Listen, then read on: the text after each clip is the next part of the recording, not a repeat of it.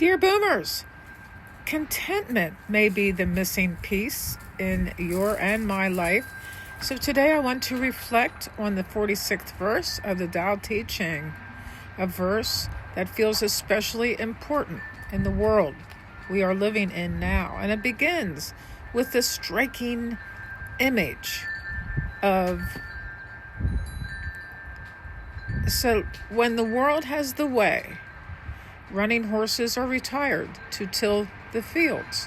When the world lacks the way, war horses are bred in the countryside.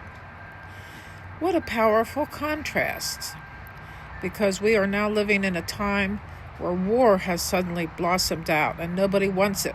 When people are aligned with the Tao, with the deeper order of life, even strong and powerful things are turned towards nourishment, towards cultivation, and towards life. But when the world loses its center, energy gets redirected towards conflict and fears, preparation, aggression, survival, separation. And we see that everywhere now. We see it in politics. We see it in families. We see it in our nervous systems. And we see it in our own hearts when we forget how to rest, how to relax, how to enjoy, how to be content. The verse is not only talking about nations and war horses, it is talking about us. When we are living in harmony, our inner resources go towards growth. We become more patient, more grounded, more available to love. But when we lose touch with the way, our energy gets recruited by anxiety, comparison, resentment, and the endless feeling that something is missing. By the way, please subscribe to the channel and follow along with the Dear Boomer community, which is a link in the beginning of the bio. So then the verse says, there is no greater loss than losing the Tao, no greater curse than covetousness, no greater tragedy than discontentment. And the worst of faults is wanting more, always. And this is where the verse cuts right through modern life. Because we live in a culture built on discontentment, of some people wanting more. And when the more you get, the more empty you feel. We are taught to improve. We are taught to upgrade, consume, compare, and chase. We are told that peace will come after the next accomplishment, the next purchase, the next relationship, and the next breakthrough, the next plan. For many people, especially as they grow older, there comes a moment when they begin to suspect that the whole chase has been built on a false promise. You can spend decades trying to get somewhere only to realize that inner peace was never waiting at the finish line. That is pretty cool. And that realization can be painful, very painful and unsettling. As a nurse, I saw this in many forms. I saw people who had spent their lives achieving, accumulating, and yet near the end, what mattered most was not what they had collected. It was whether they had known love, whether they had known peace, whether they were able to let go, whether they had made peace with themselves. That is the crux. Discontentment is exhausting, and it does not always show up dramatically. Sometimes it looks like chronic irritation. Sometimes it looks like envy. And sometimes it looks like scrolling endlessly. And sometimes it looks like being unable to enjoy what is already right in front of you. Sometimes it looks like believing life should have turned out differently and refusing to bless what remains in a total state of gratitude. And this is a hard one, especially for boomers and seniors. Discontentment can take on a very particular shape.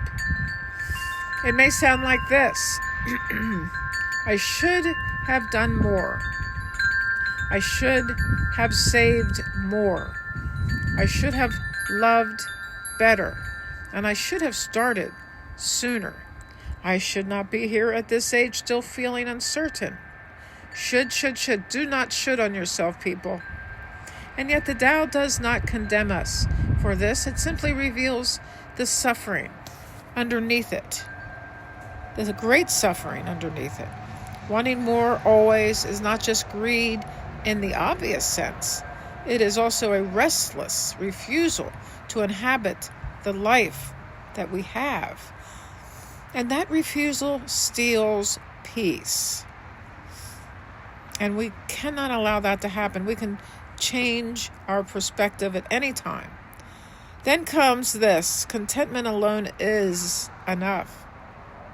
Indeed, the bliss of eternity can be found in your contentment, and thus, as we have talked about many times, the quantum field.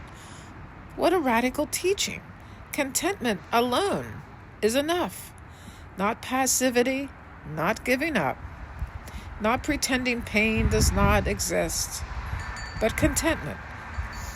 Contentment is not the same as complacency. It is not laziness. It is not lack of aspiration. It is the deep spiritual capacity to say, in this moment, I will not abandon my life by demanding it to be other than what it is. And this is called sacred maturity. Sacred maturity. Contentment means I can still have goals, but I do not make my worth dependent on them. It means I can grieve what is gone without losing my ability to bless what remains. And it means I can recognize limitations without collapsing into bitterness. And it means I can receive simple joys without rushing past them. For older adults, this teaching is especially profound, because aging invites us into a new relationship with enoughness and with life. Enoughness in the body, enoughness in the day, enoughness in what can be done, and enoughness in who we have become. There is great dignity in learning to stop fighting reality. There is great freedom in saying the cup of tea is enough. This cup of tea is enough. That dog that is barking is enough. Pearl! The morning light is enough. The dog at my feet is enough, even if the dog is barking. And this conversation is enough. This life, even now, is enough. And strangely, when we stop chasing more with that desperate energy, we often become more alive, not less. We notice beauty again. We recover gratitude. And we become gentler.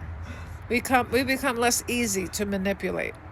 We become harder to self-fear too. We become more available to presence. Contentment is a form of inner independence. And maybe that is why it feels so rare. A discontented person is easy to control, easy to market, easy to frighten, easy to provoke.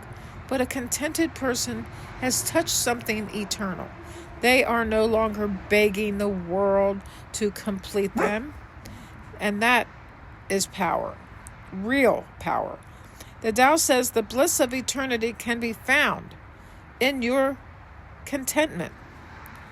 Not in your striving and not in your image, not in your possessions, not in being admired, not in finally getting everyone to understand you or love you. In your contentment. What if peace is not somewhere else? But what if peace is hidden inside your willingness to stop arguing with what is right in front of you? What if the doorway of eternity is not achievement, but surrender? For some of you listening today, this verse may be an invitation to lay something down. One by one, lay things down, perhaps comparison, perhaps regret, perhaps resentment, and perhaps the exhausting belief that your life must still prove something. You do not have to stop growing, but you may need to stop chasing. You may need to come home to your own life. And maybe that is what the Tao offers us, a return a recentering, a quiet correction. In every moment, we have the opportunity to begin again. From war horse to field horse, from agitation to cultivation, from craving to gratitude, from more to enough. So I leave you with this question today. Where in your life are you still breeding war horses when your soul is longing to till the field? And what would it mean just for today to trust that contentment alone is enough? And the joy that comes from contentment is immeasurable. If this reflection spoke to you, share it with somebody. Join our Dear Boomer community, and the link is in the bio section of my YouTube channel. And if you are longing for deeper conversation, companionship, and encouragement in this wonderful season of life, you can join us inside the Dear Boomers community. We are learning together that there is still beauty here, still meaning, and life is still here in our hearts in a contented life cycle. And even bliss, as the Tao tells us. Love to you all. Bye-bye.